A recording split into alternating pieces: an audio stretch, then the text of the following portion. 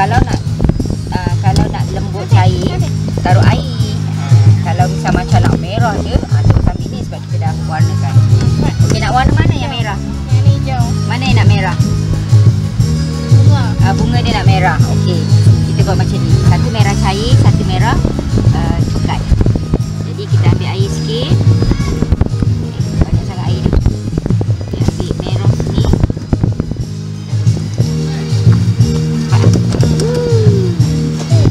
Ini oren sedih. Apalah, boleh lah dek.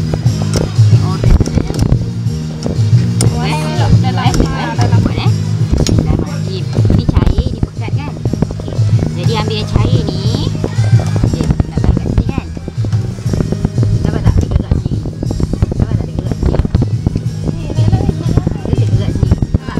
Tengok dia gerak. Dia gerak Okey, bila dah gerak, ambil yang tebal ni, ambil yang pekat ni, taruh dekat hujung dekat sini. Kasi dia macam ada. Jangan sikit.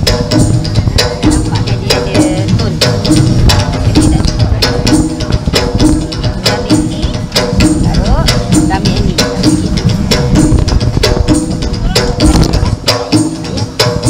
Ayat semua warna. Ambil warna. Boleh bang? Boleh? Boleh. Terbalik dia punya perut tu hujung ke sana dah. Betul. Taruh. Cucuk. Cucuk. Cucuk kat warna yang lain pula. Sudah. Ni. Semua jangan warna-warni pula utama. Kalau kita tengok mana ada warna-warni. Hijau, merah-merah.